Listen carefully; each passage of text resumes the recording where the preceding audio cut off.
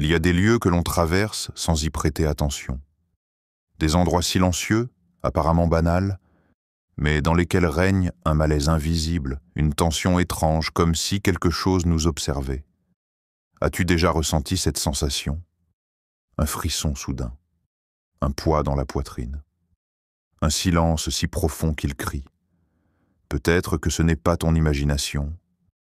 Dans les profondeurs de la nuit, loin du tumulte de la ville, certaines âmes s'égarent, des hommes, des femmes, qui marchent vers ces lieux interdits pour y invoquer ce qu'ils ne comprennent pas. Là où les mots ne sont plus prières, mais pactes. Là où la terre absorbe le mal et le garde vivant. L'islam n'est pas silencieux à ce sujet. Le prophète nous a mis en garde contre certaines zones, certains comportements, certaines pratiques. Et pourtant, aujourd'hui encore, beaucoup y entrent sans savoir. Beaucoup cherchent la guérison, la richesse, ou même l'amour, et en ressortent brisés, hantés, possédés. Le monde invisible existe. Allah en parle dans le Coran. Les djinns sont une création comme les hommes, dotés de libre arbitre. Certains parmi eux sont croyants, d'autres rebelles. Et ceux-là, les shayatines, s'installent là où règne la négligence, là où les gens invoquent autre qu'Allah, là où la sorcellerie s'installe comme une maladie lente mais mortelle. Ce que tu t'apprêtes à découvrir n'est pas une légende. Ce ne sont pas des histoires à faire peur. C'est une réalité que tout croyant doit connaître, car Allah ne nous a jamais laissés sans protection. Mais encore faut-il savoir où se cachent ces pièges. Car oui, il y a des lieux qui attirent les forces sombres, des endroits que les djinns apprécient, que les magiciens utilisent, que les ignorants vénèrent sans comprendre. Des lieux où les murs ont vu des choses que la langue humaine ne saurait décrire sans trembler. Mais alors, comment les reconnaître? Comment savoir si tu y es déjà allé? Et surtout, comment t'en protéger? Dans cette vidéo, nous allons explorer 5 lieux que tu dois éviter, non par superstition, mais par sagesse spirituelle. 5 lieux que l'islam a éclairés par des versets, des hadiths et des enseignements transmis de génération en génération. 5 lieux qui ne sont pas juste géographiques, mais parfois aussi dans ton quotidien, dans ta maison ou dans ton cœur. Accroche-toi bien. Ce que tu vas entendre pourrait changer ta manière de voir le monde. Et peut-être te sauver de ce que tu ne vois pas. Les cimetières oubliés. Là où les vivants cherchent les morts et trouvent pire encore. Il était presque minuit. Un jeune homme s'approchait lentement du vieux cimetière à la sortie du village. Il n'y allait pas pour pleurer un proche, ni pour réciter la Fatiha. Non. Il avait entre les mains un petit papier enroulé et dans le cœur un espoir tordu. On lui avait dit « Enterre-le là-bas, à côté des tombes, et ce que tu désires viendra. » Ce qu'il ne savait pas, c'est que ce qu'il allait obtenir ne lui rendrait jamais la paix. Les cimetières sont des lieux de silence, de souvenirs, de respect, mais lorsque la foi s'efface, ces lieux deviennent des terrains fertiles pour les pratiques interdites. Dans certaines régions, à la tombée de la nuit, des gens viennent y enterrer des talismans, y verser du sang, ou y prononcer des incantations. Pourquoi? Parce que les sorciers, les devins, les marabouts égarés savent que les djinns aiment les lieux désertés, chargés de souffrance et de négligence. Le prophète Muhammad nous a pourtant mis en garde. Les tombes ne sont pas des lieux d'invocation ni de demande. Il nous a même interdit de prier dans les cimetières, de peur que cela ne mène à l'idolâtrie. Et pourtant, aujourd'hui, certains y vont pour parler aux morts, demander de l'aide, ou y faire des actes étranges pour l'amour, la vengeance ou la richesse. Ce qu'ils ignorent, c'est qu'ils ouvrent une porte invisible. Une porte que seul le repentir sincère peut refermer. Ces lieux oubliés, abandonnés, sont souvent infestés. Les tombes profanées, les invocations dirigées vers les défunts, les objets cachés dans la terre sont autant de signes qu'un mal invisible s'y est installé. Tu dois le savoir. Les djinns ne viennent pas sans raison. Il s'installe là où l'on appelle autre qu'Allah, là où les cœurs sont faibles, là où la peur domine la foi. Un cimetière n'est pas un lieu de rituel. C'est un rappel, un miroir du destin. Et celui qui y cherche autre chose que la rahma d'Allah s'égare dans une nuit sans fin. Alors, comment s'en protéger? Voici ce que l'islam t'enseigne. Visite les cimetières pour te rappeler de la mort, pas pour demander quoi que ce soit. Ne prononce jamais d'invocation adressée aux morts. Adresse-toi uniquement à Allah. Ne touche pas aux objets trouvés au sol. Certains sont des cires, sorts, déguisés. Et surtout, récite toujours Ayat al-Kursi en entrant et en sortant d'un lieu suspect. Le croyant éclairé par le tawhid ne craint pas les cimetières, il les respecte. Il y marche avec pudeur, il y pleure sans faiblesse, et il en sort avec une foi renouvelée. Car le vrai danger n'est pas dans les tombes. Le vrai danger, c'est d'oublier qui détient les âmes, les vivants et les morts, et ce jour où toi aussi tu y reposeras. Les ruines et maisons abandonnées, là où le silence attire les voix interdites. Il y a, au fond d'une vieille ruelle, une maison dont personne ne parle. Ses volets battent au vent, ses murs sont fissurés, et la végétation l'a presque avalée. Certains disent qu'elle est maudite. D'autres jurent avoir vu des ombres à ses fenêtres, des flammes sans feu, ou entendu des rires d'enfants, alors qu'aucun n'y vit depuis des décennies.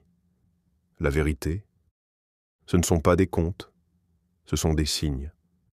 Dans l'islam, les maisons vides et les ruines ne sont pas des lieux ordinaires. Le prophète nous a appris que les djinns, en particulier les shayatines, affectionnent les endroits désertés par les humains et le rappel d'Allah.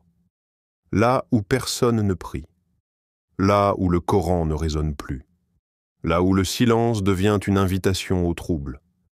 Pourquoi ces lieux attirent-ils le mal? Parce que l'abandon spirituel ouvre une brèche, une faille invisible dans laquelle les forces invisibles s'engouffrent, et lorsque des gens, par curiosité ou défi, pénètrent dans ces espaces sans protection, ils s'exposent à l'invisible.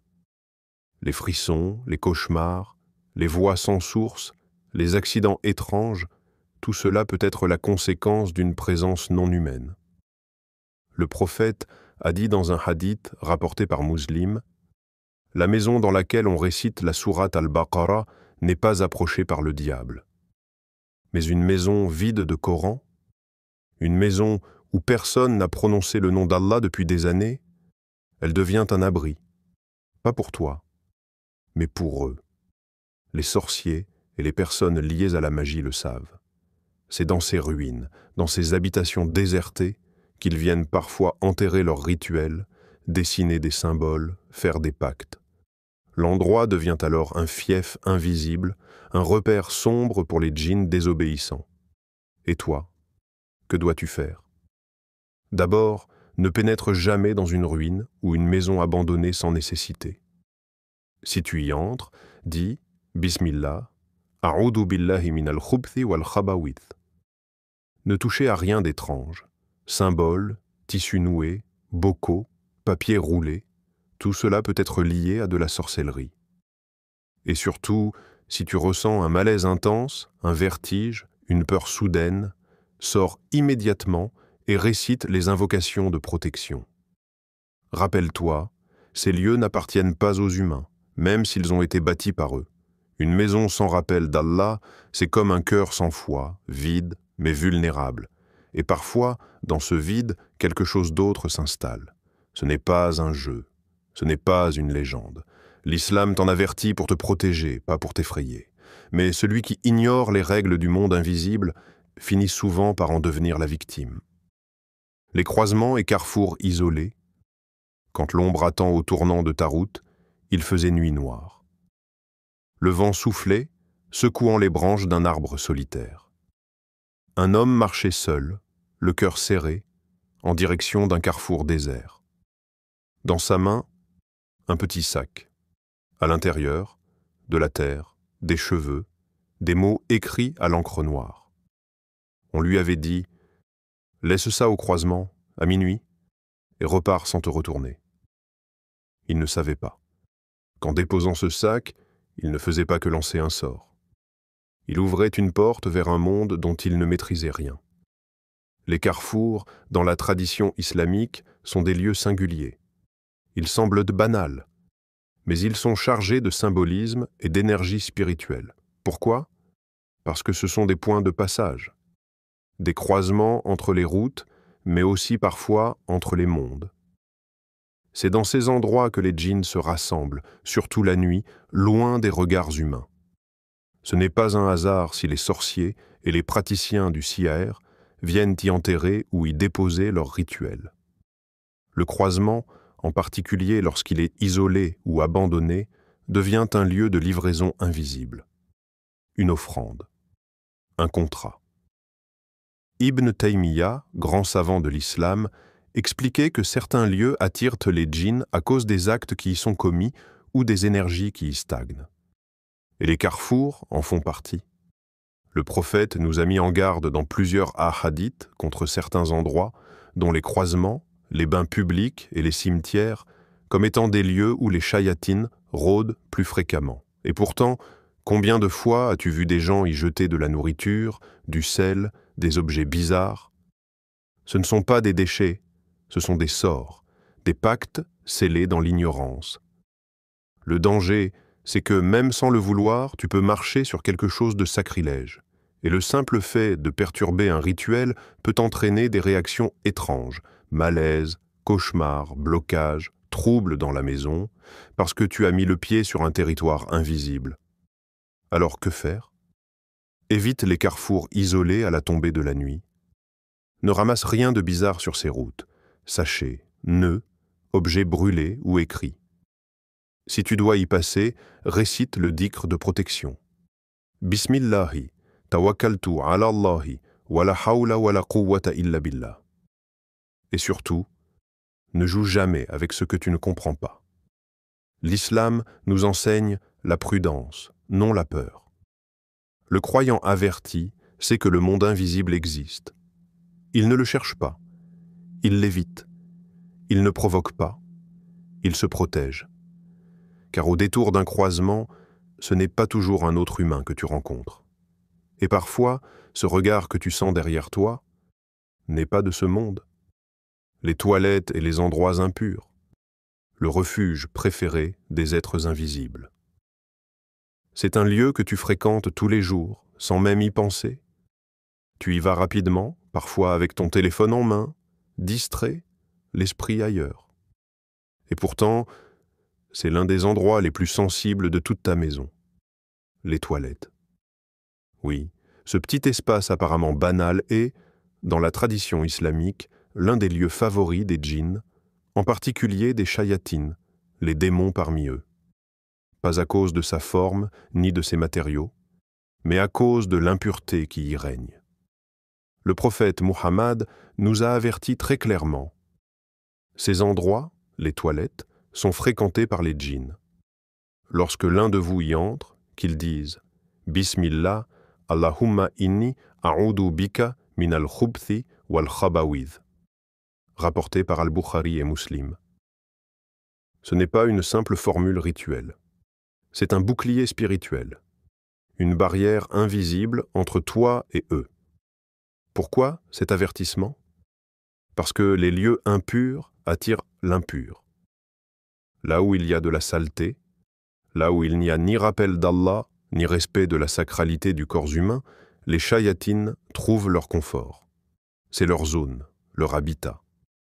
Et si tu y entres sans protection, sans respect, sans conscience, tu t'exposes. Aujourd'hui, combien de personnes entrent aux toilettes avec de la musique, en chantant ou en consultant des vidéos sans pudeur? Combien oublient de prononcer l'invocation prophétique? Combien parlent, rient ou même mangent dans ces lieux? Ils ouvrent des portes sans le savoir. Les savants expliquent que certaines possessions ou perturbations spirituelles commencent dans ces lieux quand l'homme néglige les règles de base de la purification. Certaines femmes racontent avoir ressenti une présence étrange, un froid soudain ou des pensées négatives très intenses, uniquement dans la salle de bain. Et certains hommes perdent la concentration dans leurs prières ou sombrent dans des pensées impures, après des habitudes irrespectueuses dans ces espaces. Voici ce que tu dois faire pour te protéger.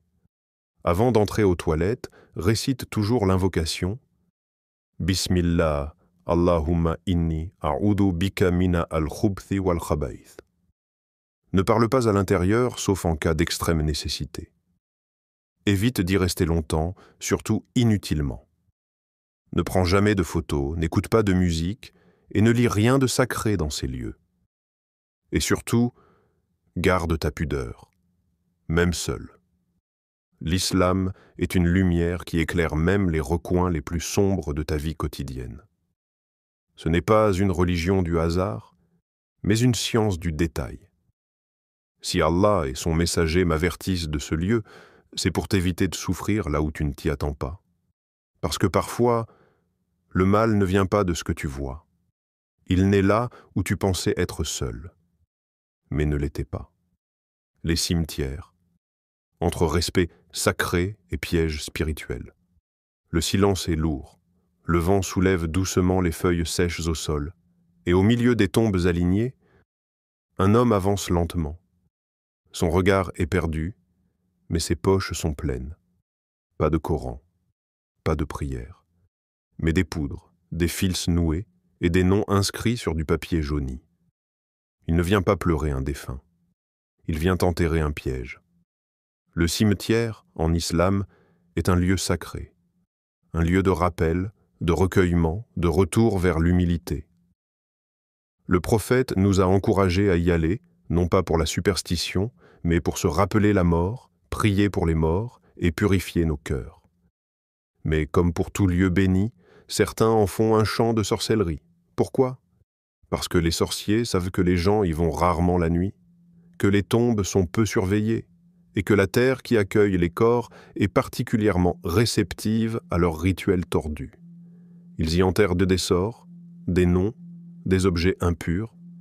Ils visent des vivants depuis les morts.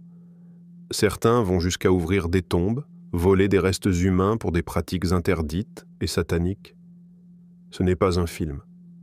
Ce sont des faits observés et rapportés par ceux qui luttent contre le siyar dans le monde musulman.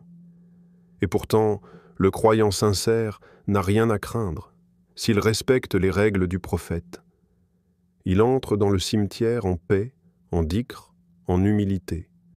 Il ne crie pas, il ne photographie pas, il ne prend pas de terre, il ne touche pas aux tombes sans raison, et surtout, il ne fait aucune demande aux morts. Les morts n'entendent pas les vivants, dit Allah dans le Coran, et nul ne peut y accéder sans sa permission. Alors pourquoi certains viennent pleurer devant une tombe et formuler des vœux comme s'ils parlaient à un saint capable d'exaucer? Ce n'est plus du deuil, c'est de l'association. Respecte les morts, prie pour eux, médite. Mais ne cherche pas ce que seul Allah peut offrir, car à trop ouvrir les portes du doute et du désespoir, certains se retrouvent à frapper à la mauvaise porte. Le vrai danger est l'ignorance. Tu viens d'entendre parler de 5 lieux, des lieux que tu connais, que tu as peut-être déjà traversés, peut-être même habités, et tu te demandes « Que dois-je faire maintenant ?» La réponse est simple, la connaissance est ta première arme, car ce que l'ignorance permet, la foi l'éteint. Le prophète ne nous a jamais appelés à fuir le monde, mais à y avancer avec clairvoyance. Les djinns existent, oui. La sorcellerie aussi. Mais Allah est plus puissant que tous. Et celui qui vit selon le Coran, qui pratique le dhikr, qui fait ses prières, qui dit ses invocations du matin et du soir, celui-là peut marcher dans l'ombre, sans jamais craindre l'obscurité. Alors souviens-toi, tu n'as pas à avoir peur, tu as à être conscient. Et la conscience commence. Maintenant. Abonne-toi pour ne rien rater, et surtout, protège ton cœur, autant que ta maison.